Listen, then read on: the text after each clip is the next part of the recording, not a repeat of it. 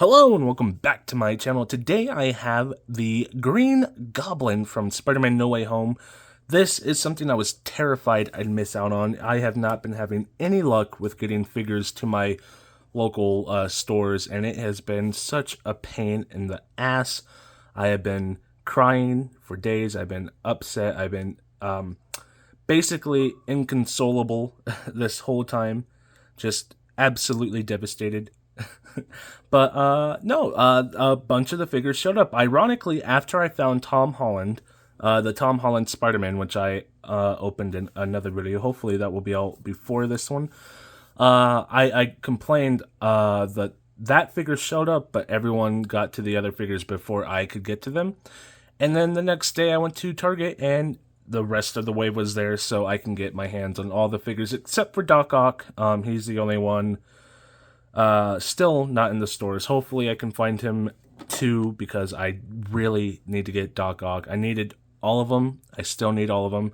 I'm still waiting on Andrew and Toby. I couldn't get them just yet, but I already have them ordered online, so I have both options. I can get them in store or online, and so I'm covered there. But this is the guy I was worried wouldn't show up. Out of all the figures, this is the one I was super scared about, because I mean, look at this. This is just too good for my old store. This is pristine. This is elite. This is something you just don't expect.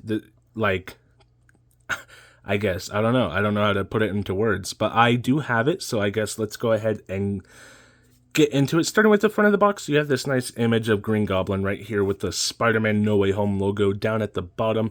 Of course, a part of the Marvel Legends series, and it is the windowless packaging, which is a bummer, but I won't complain too much because they're going away, so who really cares? On the side, you have Green Goblin standing in a very kind of awkward pose. He looks very strange right here, but not too shabby. On the back, you have everything you get with the figure. You have the glider, you have all the different accessories, everything that shows you what the glider can do. Then you have some nice artwork that really just does not look like Willem Dafoe. That looks like maybe like, well, if we don't get Willem Dafoe, don't use his likeness on all the artwork, just in case. Yeah, that just does not look like Willem at all. But it's nice artwork, I guess. And then we're back to the front of the box, so we can go ahead and transition to the figure. Okay, so this is pretty much all you get. I would say you don't get a lot accessory-wise, but the complete package, you get so much here, and it is mind-blowing to me that in the year of our Lord, 2023, we have a Green Goblin figure with a glider, a movie Green Goblin figure with the glider from... I'm doing a very bad job. It's been a minute since I've recorded. Let's restart. Okay, so this is pretty much all you get, and I would say technically you don't get too much here, but that's not necessarily true, because you take in the fact that he comes with the glider, he comes with an alternate head sculpt, he comes with a pumpkin bomb. I mean, it doesn't sound like a lot on paper, but with what they have here, it is just so surreal that in the year of our Lord, 2023, we have the Green Goblin from Spider-Man 2001, and technically No Way Home. This is technically the No Way Home version. But we have that character, that version of Green Goblin, as an action figure. It just didn't seem possible when I first got into collecting. It didn't seem at all likely. I mean, we did get the Fox X-Men Marvel Legends, and that was super fun. That was exciting. I wish they would go back to that line, because there's a lot of characters we still need. Colossus, Beast. I mean, there's just so many characters we need from those movies that they need to release. But I digress. It just didn't seem possible that Sony would let this happen, and here we are. I mean, it's here, and it looks beautiful. Oh my god, is it fun to play with. I've obviously messed around with it. I got it in some pretty cool poses, and it looks so good. It feels good. It plays good. I'm so happy with this. I can't wait to get the Dr. Octopus because, I mean, Spider-Man 2 is probably one of my favorite movies of all time. That character was just life-changing for me as a kid. That scene in the hospital, I can't say I had nightmares from that, but it was so terrifying to me as a little child. It's just an exciting time we live in to have things like this in our collection and not having to pay $300 to get it. This was only $50, which is a lot, don't get me wrong. But I think for what you get, this is absolutely a dream come true. So let's go ahead and get into it. I do have the Goblin head sculpt on there already. The one that came with the figure was, of course, the regular old Norman Osborn head sculpt in his hoodie version. Why won't you focus? Do I have to tap? There we go. And this is actually a very nice head sculpt. You can pop it out of the hood. This is obviously, in the movie, you see he's wearing like a purple hoodie. He's like a homeless man. They find him at May's homeless center. When he turns into Goblin, it gets ripped up. And that's how you get the iconic Green Goblin with the hood look. And that's such a genius way to like reinvent this character. So you have the hood, you have the rest of the hoodie on the figure itself. You can pop that off. It is a bit of a struggle, and it doesn't look incredible without it. I think it works better to have that hood there. But yeah, you have this beautiful looking head sculpt right here. This looks absolutely insane. It looks exactly like Norman Osborn. Obviously, the goggles are on his head, so I can take those off, put them right there. And there he is with his eyes. Look at that. That looks exactly like Willem Dafoe. That looks absolutely wonderful. I actually have the Bruce Banner scientist body. I wonder if this would look good on that body. Maybe at the end of the video, I'll pop it on there real quick. But we'll do that later if we do get to it. Then we have the glider itself. Now, the way this works is actually super interesting. So first off, let's go ahead and pop him off there. So you could see one of these came off with the figure and the other one stayed on. I'll pop it off right there. So you slide the foot in like so and then clamp it down into the whole peg like that, which works. That's how I do it. I put these on the feet first and then I put it on the glider. It's just a little bit easier to get it to match. But you have these holes here on the glider. So you line up the holes on the footrest and you plop it in just like so. And then when his feet are in there, these just move around, they angle, they move side to side. So any position he wants to be in, he'll get into it. I mean, this is absolutely perfect for holding Green Goblin. Obviously, it opens up like so. So you can have his legs in different positions if he is standing like that. It works absolutely wonderful. This is the same stand that we had on the Hawkeye Sky Cycle. And I love this stand. The only issue I had with this one is it was tough getting the balls into the peg. I could only get it on this one. The other ones just wouldn't go. I don't know why, but it's not the end of the world. Look at this glider, though. This looks absolutely wonderful. The sculpt work, the detail, the texture on the pieces. I mean, this looks so insane. The only thing I wish was on here, Green Goblin comes with a pumpkin bomb, which is nice, and the way they implement the pumpkin bomb onto the figure is actually very, very cool.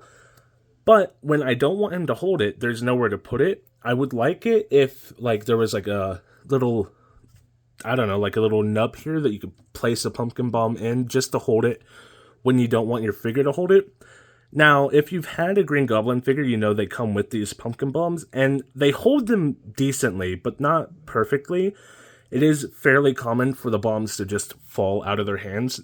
What they did with this figure is they actually made the hands slightly smaller than the actual ball. So when you press it in there, it pops in like a socket. So the ball just, like if I flip his hand upside down, it's not falling out. I haven't actually tried to get it out of his hands. That might be difficult. That might be another story here. I don't know. I might need something to like poke it out. But to actually hold on to the pumpkin bomb, it works wonderfully. And here, hold on. Okay, so I just used something to pop it out, but it looks wonderful. It looks exactly like you would want your pumpkin bombs to look. Very good. Like I said, I would just like something like that just to place it right there. That's where it would shoot out of anyways. Not necessarily right there, but it would like, he would hold more in here. Then when he needs more, it just pops it out. Or maybe make this little satchel. He does come with the satchel. Again, a nice update to the classic suit comes and makes him look a little bit more like the comic version, so that's nice. But I would like to see like maybe this fits into the satchel or maybe on the belt somewhere, just somewhere so that I don't have to worry about losing this. But like I said, you have the hand right there, and if you just push it, pops in like so, and he's holding it. He's not dropping it. It's with him forever, essentially. The only other issue I have with this is the neck.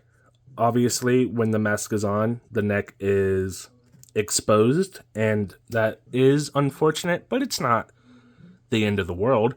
But as you can see, this face sculpt right here looks absolutely wonderful. You even have the detail on the inside of the mouth. If you remember, they had that like a mesh screen. You could see through it and see Norman Osborn's face through that screen. Obviously, you can't do that on this little toy, but they still have the texture there, the little attention to detail there. You can see if I move it with the light. Nice, very cool detail. The eyes, oh my god, the eyes, look at them. They look amazing. The ears, everything about this looks so cool. I love it. Let's go ahead and pop on the other Norman head just because why not? This is how he looked throughout most of the film anyways. Pop it on like so. And there you go. He looks absolutely wonderful. You have the nice hood, like I mentioned, the hoodie over his costume. You can take it off. It's not attached to this arm, but it is attached to this arm. It goes underneath right there. So the way I did it is I popped this head off, pulled it over the neck hole, and through the arm.